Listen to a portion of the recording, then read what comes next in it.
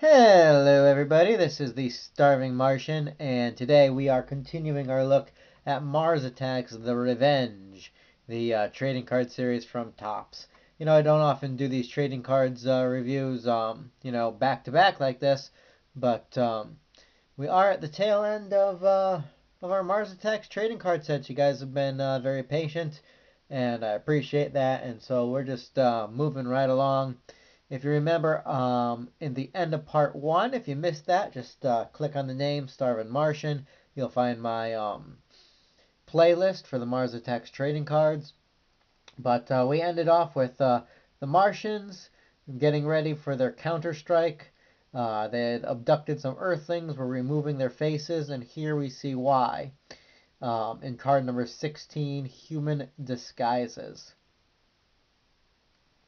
So they're experimenting on their own right now. They're getting human disguises and there's that face. See that face? That face only a mother could love. So they're attaching human limbs to some of their own and putting human skins on them. They're using their own shrink rays on their brain to fit their massive brains inside of puny human craniums, and they're going to be infiltrating the Earth. As we see in card 17, sleeper cells sent to Earth. And there's a tiny-brained Martian in a nice business suit. And so these are going to rain down around the planet. And it's card 18, Becoming Human. It's kind of funny because the setting of the cards being in the late 60s now, very much Cold War era, and this sort of theme would have fit right in at the time. The idea, like a lot of your classic sci-fi movies from the time, when you think of the Body Snatchers, for example, Invasion of the Body Snatchers, a very much playing off of people's fears of communism. It could be any one of us. Who is the dangerous one? Who is the alien in disguise? And so I think it's appropriate that they match that here. Anyone can actually be a Martian now. For example, check out Deadly Rendezvous, a brand new take on the Martian spy girl concept, which is generally why you don't rip ladies' faces off, because A, it's just not gentlemanly, and B, you never know if they're a hideous Martian in disguise. You know what? This whole subterfuge, this whole coming to Earth disguises as humans, is an interesting concept, but they don't carry it very far, because the very next card we see Martians on Earth as Martians getting back to basics. So here's Attacked by Rats. The classic shrink ray returns again. And, why bother even stepping on puny humans when you can let rats do it for you? And here's 9 Lives Destroyed. Martians, of course, have a history of destroying dogs. So here they're going after some kittens instead. Look at this little girl here with the blood splattered all over her face. Oh, poor kid. She's going to be traumatized if she survives that, but that's a very big if. Here's our next card. It's called Headshot. And there's no if here. This guy is not surviving. I don't know. Martians just don't like bald people. Or maybe it just makes too tempting a target. Just that sunlight gleaming off that dome there, and they have to put a hole in it. Here's our next card. It's called a Human Shish Kebab, appropriately titled. Now, one difference between this set, Mars Attacks the Revenge, and the original card set is that you found very few of the original cards going up and down like this. Mostly they were done in this style to simulate the CinemaScope, what was widescreen at the time. So there's a lot more cards going up and down in this set. Just an observation. I like that one Martian in the back of the robot there. Hey, Look, you got him! 3 and 1. Awesome. Let me try. Come on. Hold on a second. My cards are stuck together. Here we go.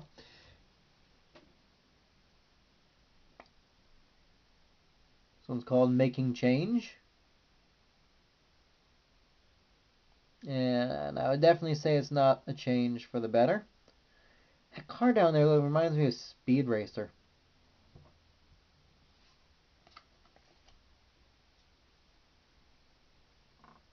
Here's one called Bonding Time.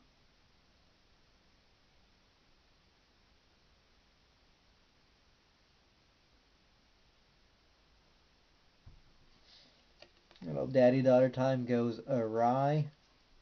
And White House in Flames. And if you're doing a Mars Attacks trading card, you have to destroy Washington, D.C. at some point. It's just what's done. I like this contraption they got here. It's like a saucer spider crab thing. It's new, it's unique, but it looks like something that the Martians would have in their arsenal. Now let's attack some hippies just for the fun of it. Card 27, Firepower versus Flower Power. Make love, not war, man.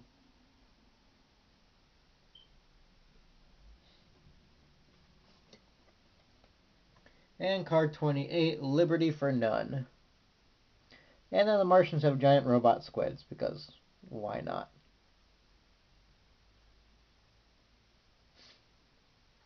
You know, you often see the aftermath of an attack on the Statue of Liberty, but you don't usually see it like as it happens.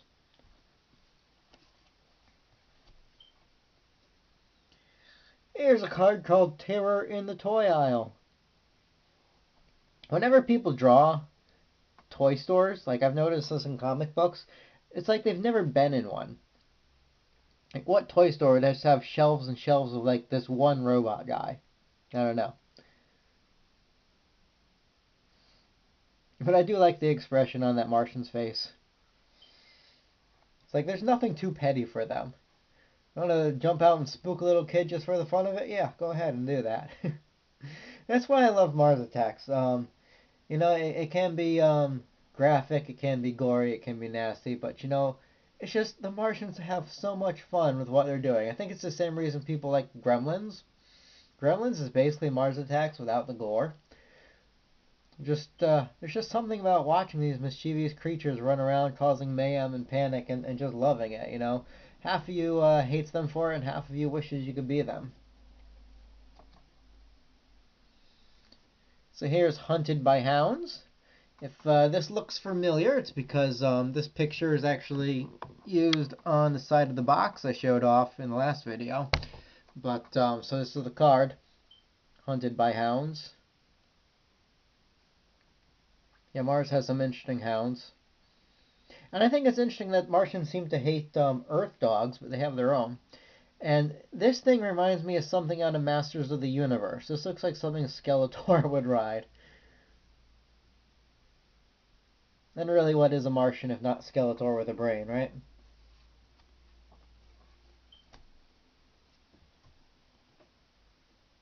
Secret underground bunkers. I think it's just the colors they use, but those UFOs look like pizzas to me. And they're not going to stay secret very long if you enter them while saucers are flying overhead, you losers.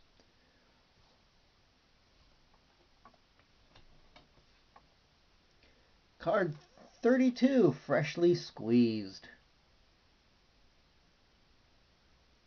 You know, this series, more than any of the others, has a Garbage Pail Kids vibe to it, really. Kind of a let's see what we can get away with. Something like just the violence in these cards is so over the top. You can't even be like scared by it or offended by it. It just, you know. And look at all that blood pouring out of that dude's head. That just, you know, I mean, not that I've ever squished a guy with a giant robot, but I imagine that's not exactly what it would look like.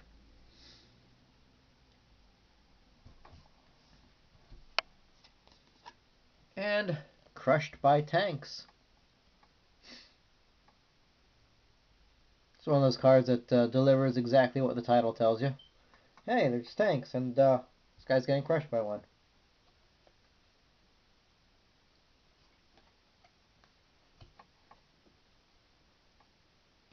Leaders of the world meet. Okay, guys, these Martians are a problem again. Let's get together and talk about this. See what we can hash out. Which leads us to the rush to Area 51. Ah, yes, good old Area 51. Always has to factor in these sort of things.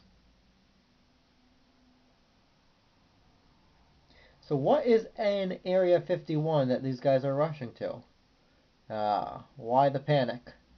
Well, we will find out next time when we finish off Mars Attacks the Revenge in Part 3. Until then, guys, have a good day, but keep watching the sky.